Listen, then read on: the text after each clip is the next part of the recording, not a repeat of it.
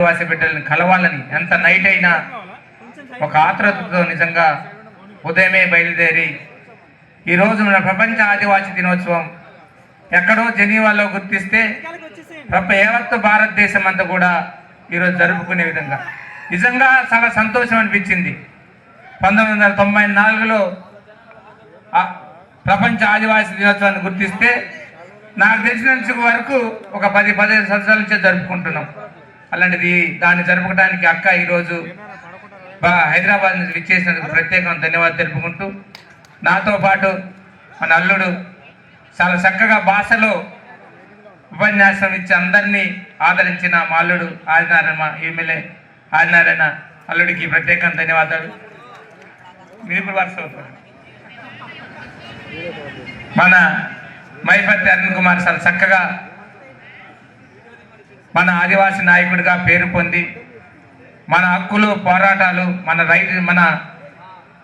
చట్టాల గురించి పోరాటం చేస్తూ మన సాంస్కృతి సాంప్రదాయాలను కాపాడుకుంటూ ముందుకు వెళ్తున్న మన మైపతి అరుణ్ కుమార్ గారికి, అలానే స్టేజీ మీద ఉన్న పెద్దలందరికీ మన అక్క దగ్గరికి వెళ్తాం, అక్క మాకు సంతకం చేయి.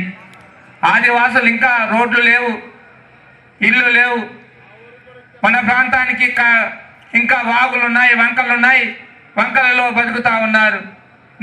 నీ తోడు కావాలక్క అంటే మమ్మల్ని అందరినీ ముఖ్యమంత్రి గారి దగ్గర ఇంకో మంత్రి గారి దగ్గరకు తీసుకెళ్ళి ఆదివాసీ ప్రాంతాలని బాగు చేయాలని ఒక ఆతృతతో వచ్చిన అక్క ఖచ్చితంగా మొట్టమొదటిగా మనం విద్యారంగాన్ని బాగు చేద్దాం. ఎమ్మెల్యేలంతా మీరందరూ కలిసి రండి.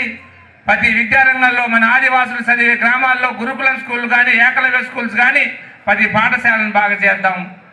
దాంతోపాటు నాకు మంచి క్యాబినెట్లో మొట్టమొదటి మహిళగా తెలంగాణ వచ్చిన తర్వాత ఆదివాసీ బిడ్డకు మంచి అవకాశం వచ్చింది. పంచాయతీరాజ్ శాఖ మంత్రివారిగా నేను మన సమాజానికి ఏదో చేయాలి, అభివృద్ధి చేయాలని ఒక ఆశతో నిజంగా మమ్మల్ని అందరినీ ప్రతి గ్రామంలో మీ ఊరికి రోడ్డు రాసుకురండి, బిల్డింగ్ రాసుకురండి, రోడ్లు కలవట్టు రాసుకురండి మమ్మల్ని ఎంతో ఉత్సాహంగా చేస్తున్న అక్కగారికి నిజంగా మన ఆదివాసీ గ్రామాల మీద ఉన్న పట్టు, మన ఆదివాసీ గ్రామాల మీద ఉన్న ప్రేమ, దాన్ని నేను మంత్రిగా ఉన్నప్పుడు సాధించాలి.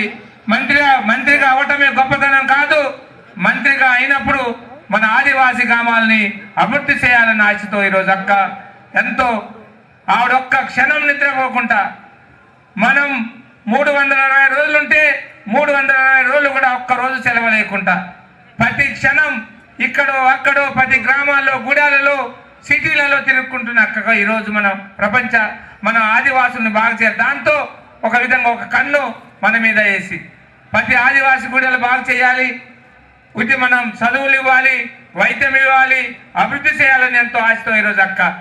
అదేవిధంగా మీ ఉద్యమాలతో పాటు అన్ని ఎక్కడున్నా ఈ ఉద్యమాల్లో పాల్గొంటూ ఖచ్చితంగా మన ఆదివాసులంతా ముందుకు రండి, కదిలి రండి, ఖచ్చితంగా మన హక్కులు సాధించండి. మనకు ఏదైతే అన్యాయం జరిగిందో అన్యాయంలో కూడా వాడి పాత్ర ఉంది. ఖచ్చితంగా నేనున్నాను, మీకేం భయం లేదు అని మనల్ని ఎంకరేజ్ చేసుకుంటూ ఉత్సాహం చేసుకుంటూ ముందుకెళ్తున్న అక్క గారు ఖచ్చితంగా మీరు ఏదైతే 5 డిమాండ్లు ఏవైతే పెట్టారో ఖచ్చితంగా అక్క ఆధ్వర్యంలో సాధిస్తామని, అక్కతో పాటు మేము అండదండలుగా వెళ్ళి ఖచ్చితంగా అక్క వెనకాల ఉండి మీ సాధన, మీ ఏదైతే పోరాటం చేస్తున్నారో ఆ పోరాటాలకి వెనుకుండి ఖచ్చితంగా మీ పోరాటాలకి ఖచ్చితంగా మేము వెనుకుండి అక్క గారిని ఖచ్చితంగా సాధిస్తుందని నాకు ఆశ ఉంది.